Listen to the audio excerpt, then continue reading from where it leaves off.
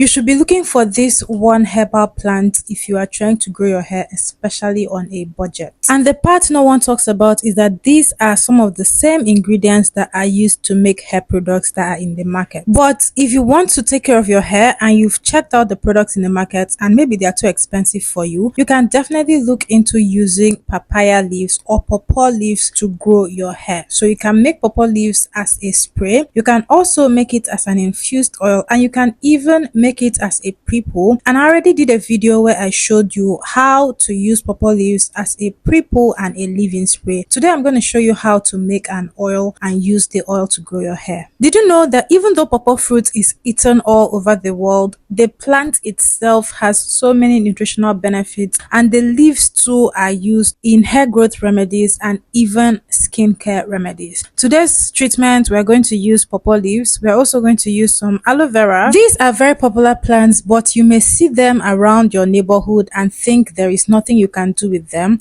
I'm here to tell you, you can use this plant to grow massive hair. I mean hair that is very healthy, very long, very thick, very shiny, all the good things you are looking for as far as hair growth is concerned. This is rosemary, by the way, and what's even more amazing is that just like a lot of other herbal plants, these three herbal plants can be used for so many hair treatments: hair masks, hair sprays, hair oils, even infused into leave-in conditioners and other hair products. I'm going to prepare my ingredients. I got my papaya leaves or pawpaw leaves. People commented on some of my posts where I showed how to prepare papaya leaves, and they were asking whether papaya leaves are the same thing as pawpaw leaves. Yes, they are. Pawpaw is the English name, while the botanical name is Carica papaya. A lot of people may not know that. That's why they call them pawpaw leaves, but they are one and the same thing. And if you have your doubts, just Google it and confirm that the leaves you are seeing look like what pawpaw leaves or papaya leaves should look like. Preparing the leaves for use is quite easy. I'm using fresh leaves here.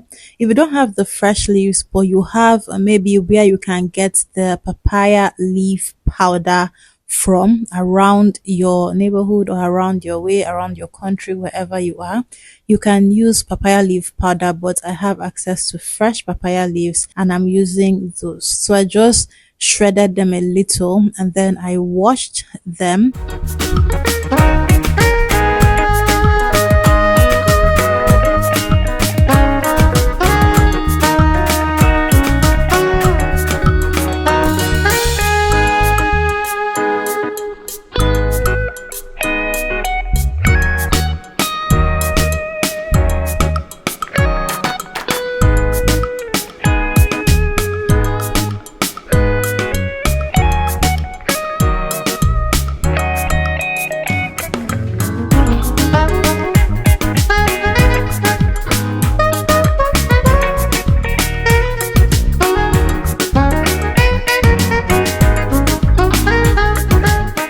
Now, while we chop up our papaya leaves or pawpaw leaves, I have heard people ask whether this leaf and the spray and the juice and the oil that you make from the leaf actually works. And yes, it does. I usually tell people, if you are not sure about how well a certain hair growth remedy will work, you can do your own research, watch several videos to hear from different people about whether or not these things work. These are all herbal remedies. They are traditional remedies. They are homemade remedies made from herbs, made from plants, and they work. It's just that if one doesn't work for you, you can be sure that something else will work. So it's all up to you to do your test. And if you want to do a patch test at the back of your head, you can do that to make sure that it's going to work before you apply the whole thing to your whole hair. Another thing I want to say is, you can see here that I'm using fresh papaya leaves.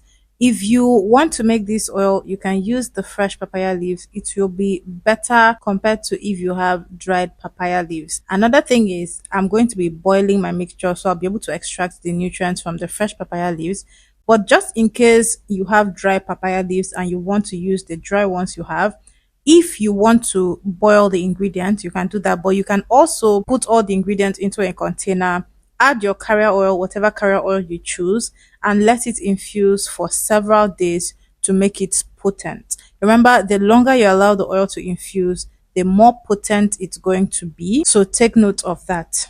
Now, while I have several videos on how to make hair growth recipes at home, please remember if you need a personalized regimen that will help you grow your hair in a very coordinated way, you can grab my 30-day hair growth challenge. It contains a regimen which you are going to repeat weekly, and it also contains exclusive formulas that I use to make my own shampoo, conditioner, deep conditioner, leave-in conditioner, hair growth spray, hair growth oil, the ones that I use to take care of my own hair. So you can go ahead and grab that challenge and start using it. I have people who have used it and have seen results from all over the world, and you can definitely be the next person to use it and see results in no time. And all of my ingredients are in the pot. This quantity I'm making is for me alone. I used olive oil as my carrier oil. Remember, you can always use any carrier oil you prefer, the one your hair likes. So go ahead and pour in enough to cover the ingredients into the pot. You don't want to pour too much so that it does not boil over, just enough to cover your ingredients and to make sure that it cooks and infuses properly. So I'm just going to add my carrier oil in there and then place it on the fire to cook, and then I'm going to bring it back. One thing that you can always use to know if your oil is ready for use is by the time you place fresh ingredients into a pot like this and then bring it to a boil, the ingredients are going to become brownish.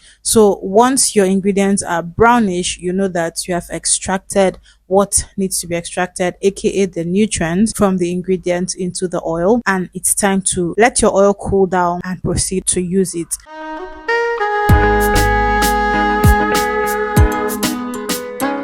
And I have set my oil down from the fire. You can see the change in color. This is what I was talking about. So the ingredients are now a brownish color except the rosemary, because the rosemary was dry. So one thing you need to note is you can make as much of this oil as you want, and you can also make it for other people, not just yourself. But if you're going to be making a larger quantity, you will need to infuse it for a while. I said the more you leave it to infuse, the more potent the oil becomes. So please, I would advise you to leave this to infuse for a longer time. And now I'm just going to transfer the ingredients and the oil into this container here, because I wasn't exactly ready to use it, so that it will also infuse for a longer time. So you can go ahead and do this, and then when you are ready to use the oil, maybe if you run out of the oil you're using before, you can just strain this and use it.